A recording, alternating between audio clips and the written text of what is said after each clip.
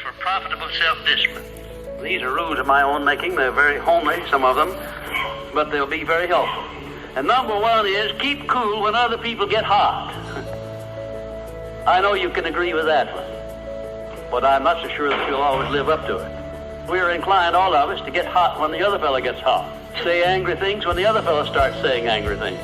I was in the home of the president of a big electric power company one evening when there came a storm, and he called up one of his head men to go out to take care of an emergency that happened as a result of that storm. It was on Sunday evening. The man was gone about 2 hours, and when he came back, he came up on the front porch of the home of this man and called him out on the porch, and I never heard a man get such a tongue lashing in all my life as this president of the electric power company gets. Says, you blankety blank blank, you think because you're the president of the company, blankety blank blank, and I'm just as good as you are, blankety blank blank. Oh, it was terrific.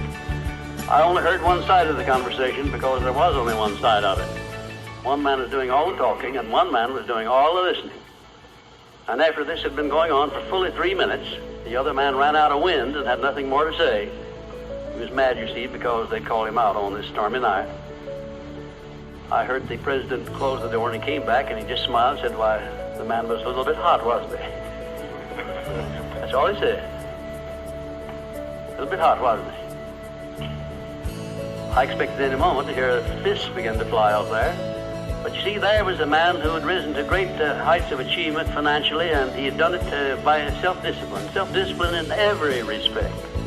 And he didn't propose to allow a workman who had been temporarily unbalanced by his anger to throw him off balance and make him stoop to that level. He just didn't propose to have that done. And you'll notice when you get into an argument with anyone, and you're apt to if you don't watch yourself, that if you just remain silent while the other fellow's blowing off his top, he finally gets to the point where he's got no more top to blow off. Then if you want to get in a few words of your own, that's a mighty good place to do it. It's a mighty fine thing if the words that you get in are not the kind of the words you've been hearing. In other words, if you say something back kind in return, it's far better for the other fellow and far better for you. It shows you to be the bigger of the two persons. Now, anybody can get mad and blow his top because of what somebody does or says, and that's happening all the time. But the truly big man, the man who is in charge of himself, he doesn't allow anybody to draw him down to that level of a street brawl or of an argument in harsh words unless he wants to do it. And if he's truly a big man, he doesn't want to do it. Number two, remember there are 3 sides to all arguments. We ordinarily think there are 2 sides to all arguments, but they're not, they're 3. There's your side, there's the other fellow's side, and then there's the right side, which is usually about in the middle of the 2 viewpoints. Remember that when you get into an argument with the other fellow. Don't assume that he's always at fault. Maybe you're partly at fault too. Maybe neither one is totally at fault. The chances are, in all of the arguments I've ever heard, both parties were partly to blame in one way or another. I have never heard an argument where one party entirely was to blame, although I suspect there are such arguments at times. Number 3, never give directives to a subordinate when you're angry. If the matter is urgent, then cool off quickly. Number 4, treat all people as nearly as possible as if they were rich relatives from whom you expected to be remembered in their will. Now that's a good one. That's a honey. That is a honey. If you just do that, treat all people as if they were rich relatives from whom you expected to inherit something at their death. And you can do that. You know, if you had a rich relative that had $1 million he was going to leave to you, or you suspected he was going to, it wouldn't make very much difference what he said or did. He would never throw you off balance. You'd never talk back to him, would you? Of course you wouldn't. It'd be quite silly if you did. Keeping quiet for $1 million seems to me to be a very easy price to pay.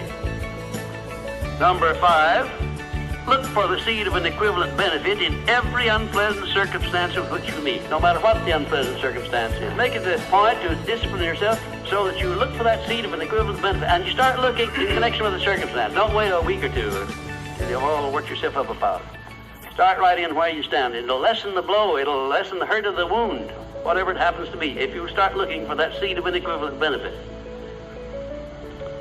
And number 6, learn the almost forgotten art of asking questions and then listening to the answers instead of getting the other fellow told off. It gives you an awful lot of satisfaction when you're angry to get the other fellow told, doesn't it? And the temptation is very great to do that. I know, because I've been there many times. Don't do it. Be bigger than that. Listen to what the other fellow has to say, and then when somebody makes a statement that you're not sure about, learn to ask this one question. It's one of the most important questions in life. It'll serve more purposes than any other short question that I can think of. When somebody makes a statement that you're not sure about, or that you doubt, or that you question, ask a 4-word question. How do you know? And then wait for an answer. It seems squirm. Oftentimes there is no answer. People make wild statements that they can't back up. And instead of getting into an argument and making an incident out of the matter and getting yourself worked up into an argument, let the other fellow stew in his own fat by putting him over the barrel. That question, how do you know? I had a clergyman in my class once who was very, I just don't know exactly how to describe him. He was a fanatic, you might say, on the subject of religion. And he was sure that he knew exactly what was going to happen to me after death. He said so in no uncertain terms, not in the class, but in a private conversation. He raved and ranted for quite a little while about it. And when he got through, I said, how do you know, Parson? Now, that really put him over the barrel. He said, that's the way I feel about it. That's my faith. I said, well, now, having a belief and faith is one thing, but having evidence is something else again. How do you know what's going to happen to me after I die? I don't know, and I doubt that you do. How do you know? Well, he never did give me a satisfactory answer.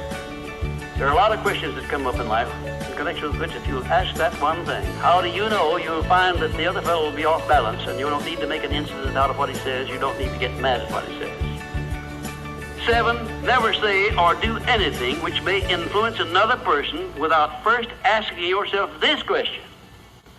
Will it benefit him or hurt him? And if it will hurt him, don't do it. Don't say anything or do anything that would hurt another person under any circumstances, no matter how much he may deserve it. Exercise self-discipline. Don't do that, because if you hurt another man, you're going to hurt yourself 10 times as much, at least. Because that hurt will come back on you. I don't care who you are nor what circumstances you're working under or living under. If you hurt another person, you will be hurt 10 times as much. And if the hurt doesn't come immediately, the rate of interest on that is compound interest on compound interest, and it'll be 100 times as great if you wait long enough. Because everything that you do to or for another person, you do to or for yourself. There is no escape from that. That's just as much a law as the law of gravitation, which everyone understands. You know that if you stepped over the top of this building, no matter what your mind was or what your belief happened to be, if you stepped over the top of this building and violated the law of gravitation, that you hit the ground and you die in a very few seconds. And this law, which brings you back that which you send out, is just as inevitable, just as inexorable as the law of gravitation or any other of nature's laws. Number 8, learn the difference between friendly analysis and unfriendly criticism. Then decide which you wish to live by in your relations with others. Now, friendly analysis is one thing and is welcomed by most sensible people. I don't object to friendly analysis of anything that I do, even though it's very unfavorable. If it's friendly analysis, I like it, because I can improve by it. But if it's unfriendly criticism, very obviously unfriendly criticism, and not analysis, well, then I resent it. I wouldn't be human if I didn't. How can I tell whether it's friendly analysis or unfriendly criticism? How would you go about telling? A lot of ways you can tell. You can tell by your relationship to the person who's making it, whether it's friendly or unfriendly to begin with. If it's an enemy, obviously I discount it right off the bat, because you almost know it's going to be unfriendly criticism. I can tell also by the tone of voice in which he does it, by the manner in which he does it. Because a man who engages in unfriendly criticism generally uses a few epithets along with it that clearly indicates that he's biased. If you have self-discipline, you're not going to be influenced by that kind of a person. And number 9, remember that a good leader in any calling is one who can take orders cheerfully as he gives them. And number 10, last but not least, remember that tolerance in human relations is just as important as tolerance in the operation of mechanics.